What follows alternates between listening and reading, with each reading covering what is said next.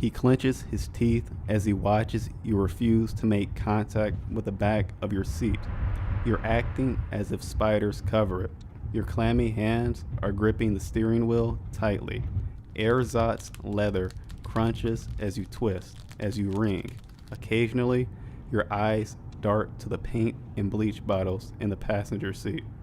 The paint bottles are clear, and the color shifts back and forth across the spectrum slowly, encompassing every hue that exists. Would you stop looking at our goods? The road, not them, is important. Narrow street, one lane on each side. Darkness reigns, for almost no street lamps line the sides of the road. You narrow your eyes whenever a car passes, blinded by the glare of their headlights. You're driving as far away from them as possible, straddling the white line half the time, gravel crunching as the wheels roll. Would you loosen up? You'll veer off the road if you keep acting like this. Waiting for you to say something, he drums his pencil against his clipboard. You ultimately have nothing to offer. Flicking on your signal, you thrust the car into the right turning lane. Ocular circuit, oncoming traffic, red light, rear view mirror. Then you reverse. The rhythm is almost a single fluid motion. Suddenly, you jerk into a turn. Traffic halts and horns blare. You wipe the rivulets of sweat from your face and speed ahead. He grinds his pencil against the clipboard, as if it is an insubordinate beast. Would you explain to me why you did something so goddamn stupid? The person behind me probably was angry that I was, that I was sitting there doing nothing. So I had to move quickly. I just kind of went, didn't want to annoy them. Would you remember that only delivering the paint and bleach is important? The team has finally perfected the formula, and with the subsidiaries' techniques, the world will be changed. When you find yourself stressed, think of the stick-limbed children with distended bellies, or massive mutated cells growing without end. Think about anything wrong with the world, really. You drag your teeth across your bottom lip. And imagine it being fixed. You relax, but this is a return to your status quo, not a reduction of your anxiety levels to a normal state of affairs. He suppresses his annoyance by listening to the whoosh of passing vehicles, the sound of wheels against the pavement, the rumble of the engine. When you draw further from the back of your seat, his umbrage flares. Would you? You roll down your window and grab a bottle of bleach. It unscrews itself in response to your touch. Stop! Pointing it towards the road, you leave a sizzling trail behind the car. Hues ooze from the grass, trees, bushes, and houses, organized in neat subdivisions. Yet the road remains unscathed. This color, a mass without form, spirals to the street. Bifurcation occurs.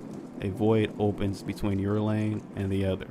Additional lanes fade into existence to fill this absence as everything that isn't a road pushes further away. Street lamps sprout like time-lapse foliage, headlights dimming in the wake of the illuminant renaissance. Cars honk and people stop, or rather, they attempt to stop. The bleach won't let them. They can do nothing but spill forth from their original lanes to fill the spaces opened by you, a neurotic idiot. But why are they acting like this? I made things better. Would you realize the extreme environmental changes are frightening? Especially when you're zipping around at 50 miles an hour surrounded by cheap plastic and tin foil. Spill the paint. Color is still slipping away from our surroundings. If this isn't equalized, you will deprive the world of color, and for no good reason. You swallow audibly, and he watches your throat move. Both of your hands remain firmly upon the steering wheel.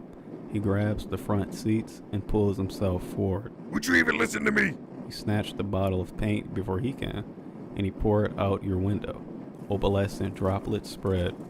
The scattered beads grow and fuse, turning the road into a flat rave, crawling up the street lamps and enrobing them. The street compresses into its original form. The proliferation of illumination shrinks. Acrylic hues spiral away from the street and the shriveling street lamps, pouring pigments into the pale world surrounding the road. As more and more emptiness fills in, The street comes closer and closer to its original hues. Since the street is returning to its previous layout, everybody who entered the other lanes are sliding back to where they should be. That includes you. Drivers hit their brakes hard to accommodate cars which are moving sideways against their will, as if by magnetism. Some people speed up. The reintegration is near perfect. Near. A scratch on this car, a scuff on that one, a clipped side mirror. No serious accidents. Paint is too skillful for that. But none of the other drivers know this, so they're petrified. Would you realize this would be all over the news? When Crumbling officially reveals their creation, your dumbass decisions will be attached to the company. It will be a PR disaster, and will hurt the company's mission to help the world. How does it feel knowing you will be the reason we can't have nice things? I'm sorry. Would you understand that apologizing doesn't change the past? You better hope you can convince your superiors this was an accident. If you have no confidence in your persuasion skill, start praying this incident helps Crumbling in some unforeseen way. Your job is on the line. Actually, you'll still be fired no matter what you do. He is checking off boxes on his evaluation sheet, writing down comments. None of it is complimentary. He doesn't want you to lose your job, but the safety of others is on the line if an idiot like you is too brain dead to do something as simple as driving. Ahead of you, the lane naturally divides into two, and the road is somewhat clivitous. The client is drawing near. Although you use some paint and bleach, more than enough remains. Your superiors provided extras in case of a freak accident. The criteria for a freak accident doesn't include purposefully using the goods, unfortunately for you. The car ahead of you shifts to the left lane. The road levels. You see that the police obstruct your path further ahead, or they have pulled somebody over. Without thinking, looking, or slowing, you immediately merge left and almost slam into someone. You two are now driving side by side, both partly in the same lane. They issue one uninterrupted honk. Face locked forward, you keep going as if nothing happened. The other person eventually ceases their display of acrimony and lets you in front. Would you explain to me what the hell that was? Clear of the police, you return to your previous lane, but you realize too late that there is a construction blockage. Can't jerk back because vehicles are coming, and your incompetent previous decision haunts you. The only course of action is to stop. Sweating, you grab the bleach. He throws his clipboard to the side, causing you to release your grip. Would you realize that dumbasses like you don't deserve to be part of society if you can't perform a task this simple? You're done. But this, this driving thing is just one part of me. Would you realize that I don't care? Eyes gloss, hands clench, jaw muscles move, but then your features soften and the trembling ceases. You rest against your seat. When you look back at him, you are smiling. Words are words. You make a dismissive gesture. If I ignore you for long enough, you will deflate. You only have as much power as I give you. I am part of a team that will change the world. Something as simple as driving is nothing.